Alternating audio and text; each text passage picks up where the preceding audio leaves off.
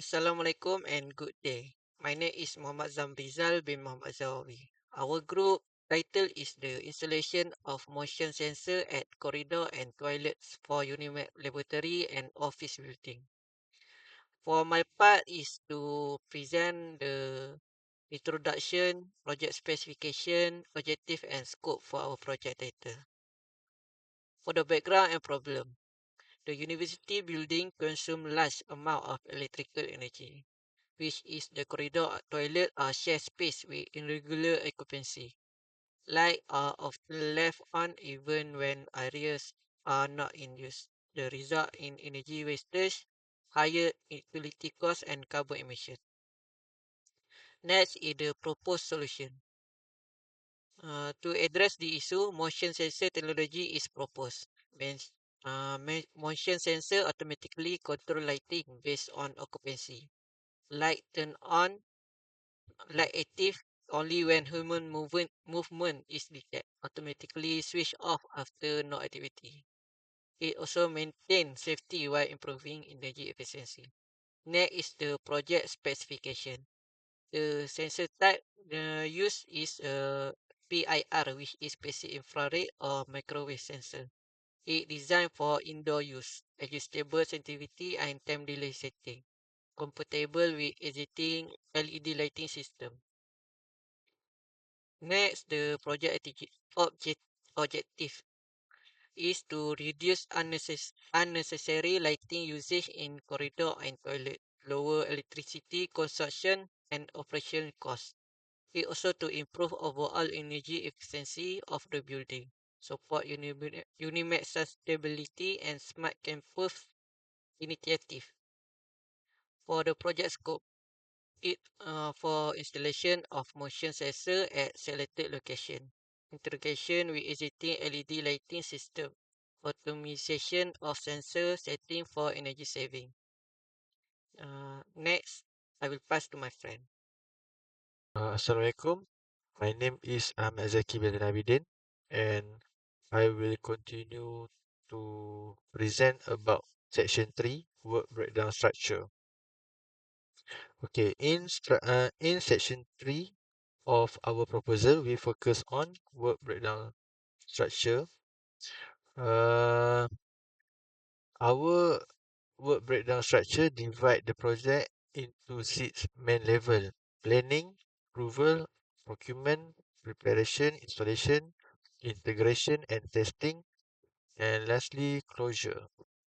For example, planning includes site assessment and design. Uh,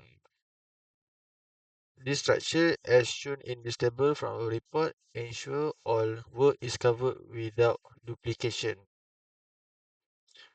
Okay, this is list of our activity. Uh, we have 18 activity A to R, covering the full life cycle from team briefing A to handover R. Duration are based on site condition and productivity, totaling 30 working days. Key feature include predecessor and for dependencies like procurement H before setup G and parallel tasks like lab K and office L installation to save time. Okay, this duration and we 31 days. Okay, for resource and budget, we use bottom-up estimation from chapter 4 by budgeting the project. The total budget is 22,000 ringgit Malaysia with 40% on material, which is 6,000. Labor is shared across tasks for cost efficiency.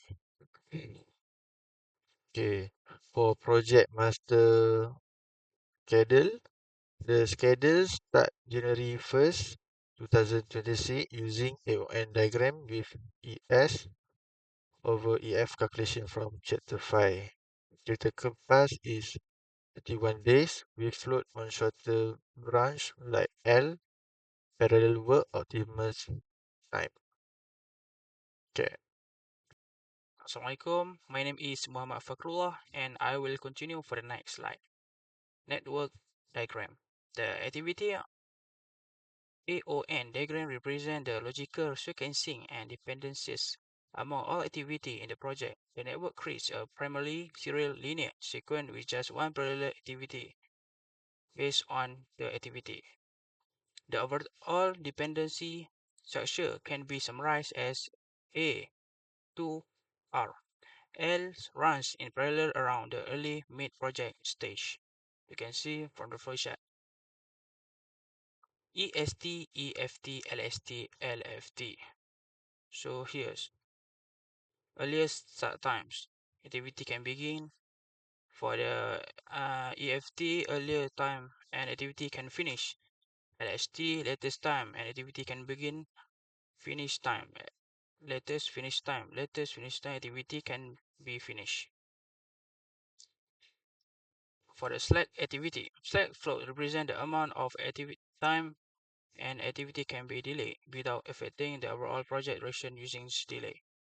So using start time floats equal to LST minus EST, using finish time floats equal to LFT minus EFT. So here's the table for the floats for 1 day at activity at critical path and minimum duration. Critical path activity from A to activity R, non-critical activity is activity L was only one to show floods 1 day, indicating that it's not the critical path. This implies that the project completion times will not be impacted if activity L is moved inside its float window. Any delay in a critical activity will directly extend the total project duration of 31 days for minimum duration. That's all for me. Okay, Assalamualaikum. My name is Muhammad Mukrisha, matrix number 2310-91161. Now let's talk about the Gantt chart.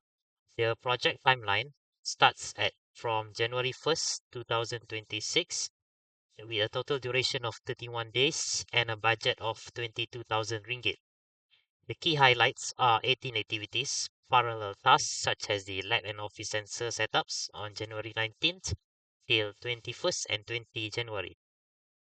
Here's the data of the Gantt chart, and here is the graph of the Gantt chart. We can see the each activity's duration and timeline. Okay, findings from the chart. It covers 31 working days with 18 activities, focusing on the duration, dates, and dependencies. Identifies bottlenecks and optimizes resource allocation. Shows parallel tasks, which is the lab and office installations to reduce downtime.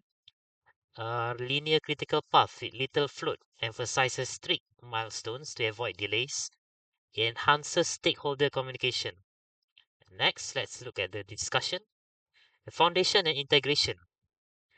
Solid planning via WBS, Aeon, CPM, and Gantt chart manages 18 activities over 31 days for energy efficiency in Unimap buildings.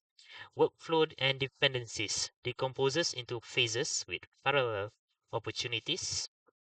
Linear structure with limited float, containing, for example, activity L has only 1 day of slack. Okay, now let's look next. Impact and society environment to relating to the SDGs. Positive impacts. It aligns with SDGs, reduces energy use, cost, and emissions to promote sustainability in education. The SDGs covered are SDG 7, affordable clean energy, SDG 9, industry, innovation, and infrastructure, SDG 11, sustainable cities and communities, SDG 13, climate action. It cuts down GHG emissions. Okay, potential consequences are minor e-waste from old fixtures and installation disruptions via planning and recycling, mitigated via planning and recycling. Overall benefits, conserve resources, and lower societal costs.